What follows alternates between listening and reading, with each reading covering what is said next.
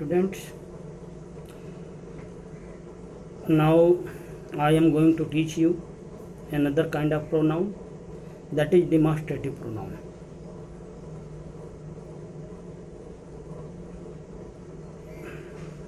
The word by which a thing or a person pointed or demonstrated, that word is called demonstrative pronoun, if that is used either for subject or for object.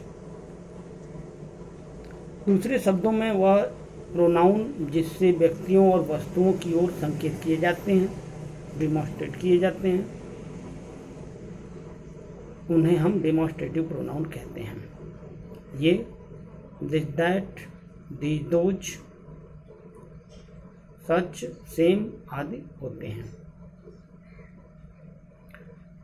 Demonstrative pronoun करने के लिए कुछ सार्थक नियम भी होते हैं. There are some confirm rules to use correct form of demonstrative pronoun. This का प्रयोग समीप के व्यक्तियों या वस्तुओं के लिए होता है. This is used for the people and the thing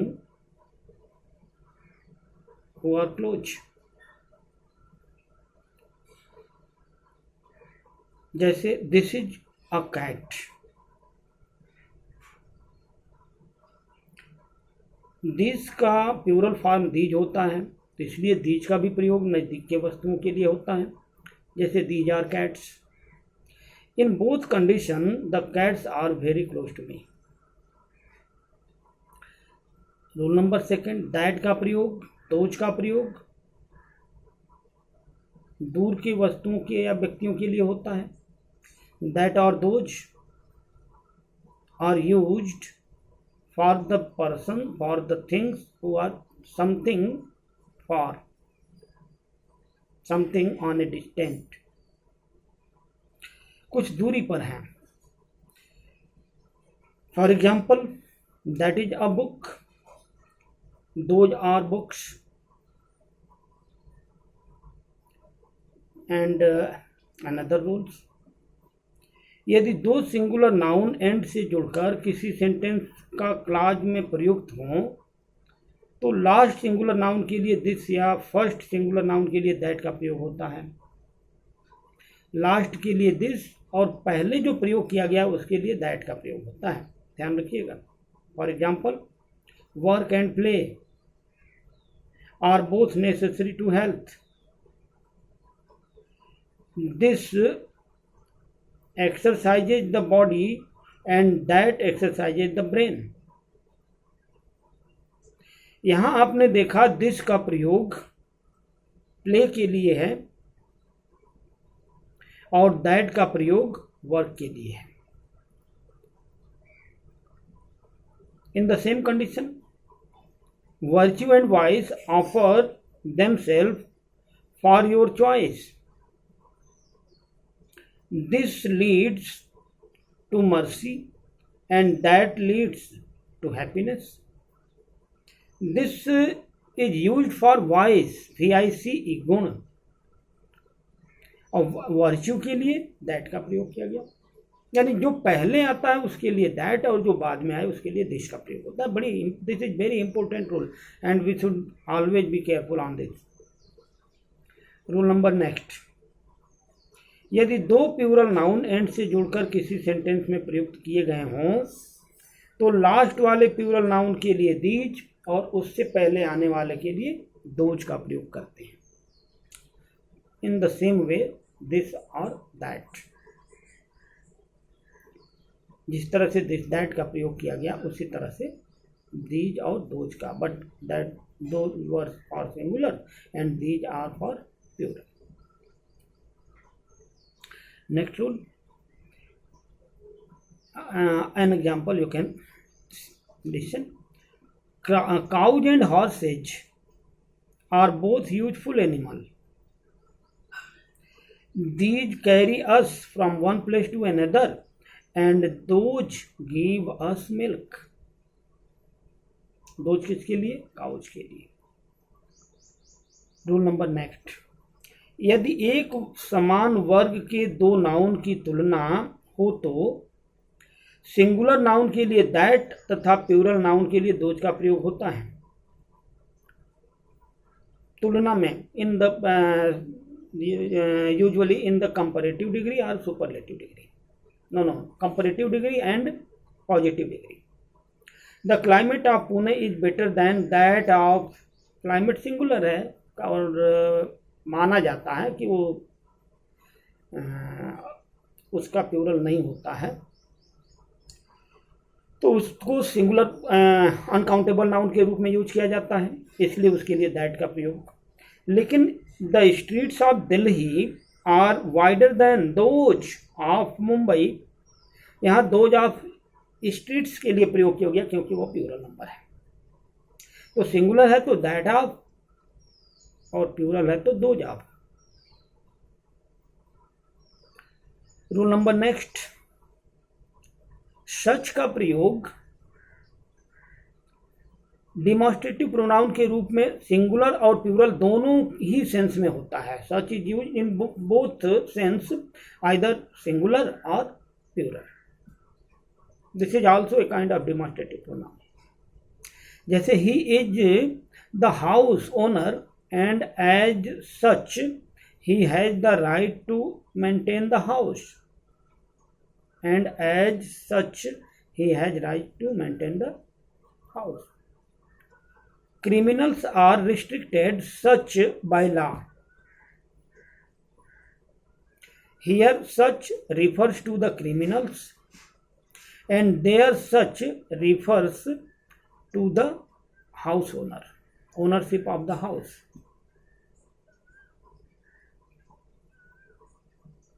यदि सच का प्रयोग नाउन के पहले होता है तो डिमॉन्स्ट्रेटिव एडजेक्टिव के सेंस में होता है, और सच बिना नाउन के होता है तो वह प्रोनाउन के सेंस में यूज किया जाता है। नाउ द सेम का प्रयोग सामान्यतः डिमॉन्स्ट्रेटिव एडजेक्टिव के रूप में होता है, लेकिन जब यह डिमॉन्स्ट्रेटिव प्रोनाउन के रूप में इसका प्रयोग प्रायः नहीं होता है, लेकिन बाय द वे कभी होता है, तो वह किसी न किसी नाउन को रिफर्स करता है। बट लेकिन ये क्या है कि ये रेगुलर यूजुअली इसका प्रयोग केवल हम डिमॉन्स्ट्रेटिव एडजेक्टिव के रूप में करते हैं। जैसे this is the same book, the same is used as an adjective. This is the same book that I bought yesterday, that I bought yesterday.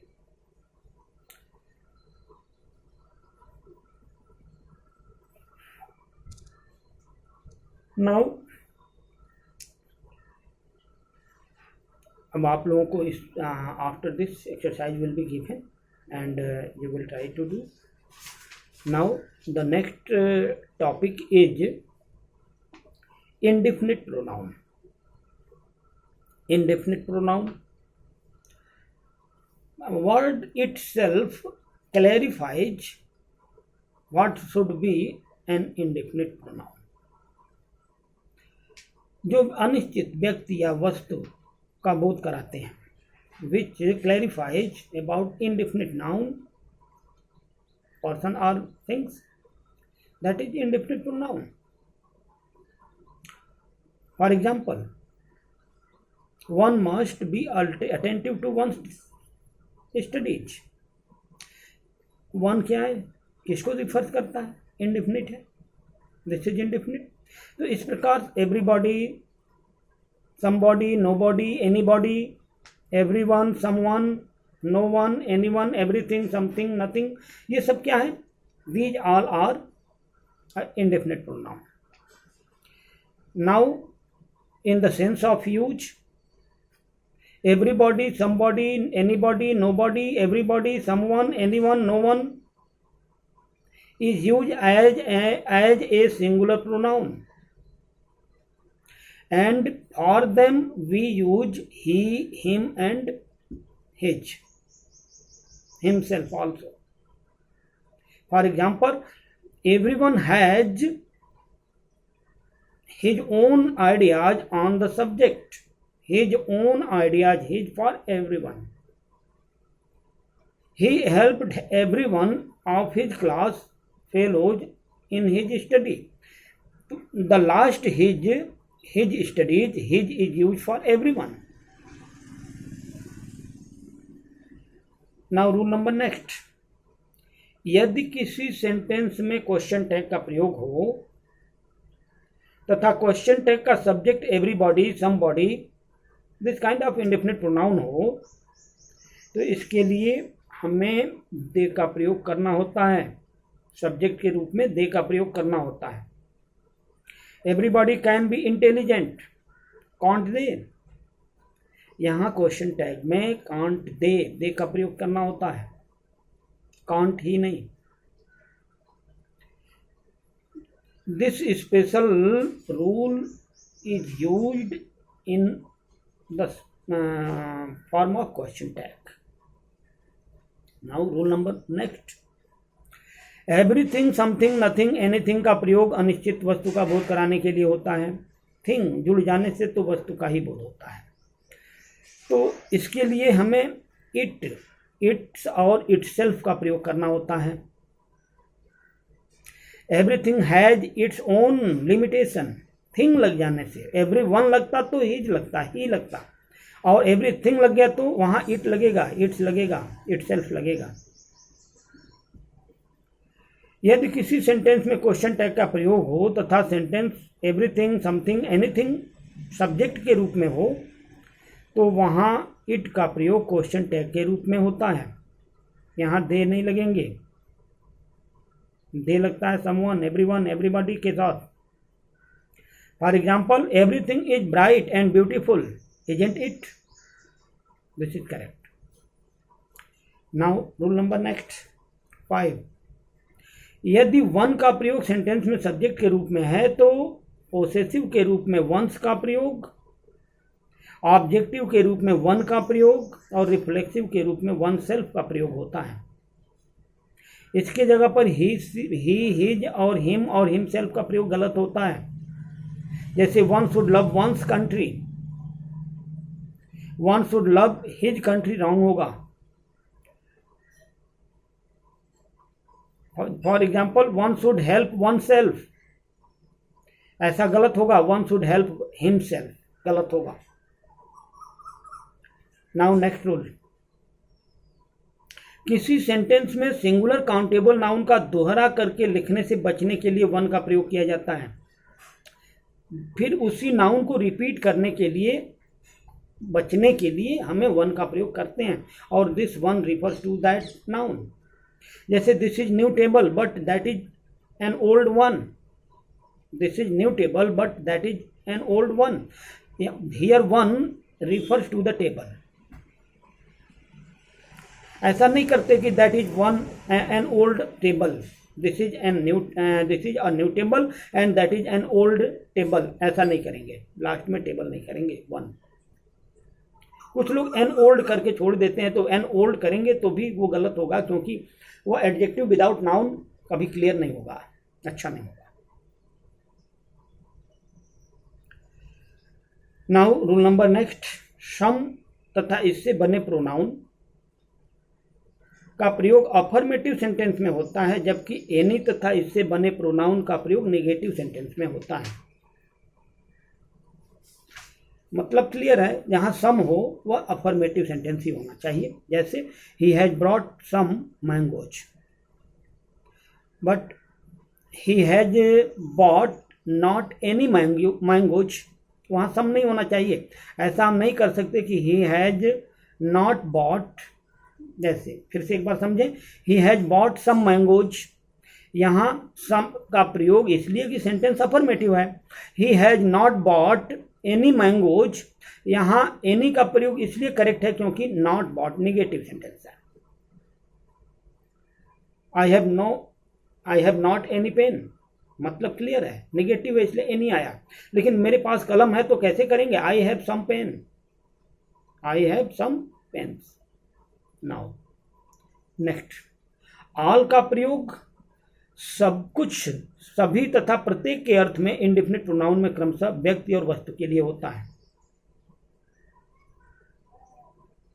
जैसे all of us love peace, all of these pens are costly, we all want to come in, यहाँ व्यक्ति हैं, और he gave his all to the party, मतलब क्या है, सभी प्रकार के व्यक्ति और वस्तु के लिए होता है, जो टोटल हर पूरी एक नंबर को क्लैरिफाई करता है। Students, rest of the rules about indefinite pronoun should be taught. I will taught you tomorrow. Likes and subscribes जारी रहना चाहिए।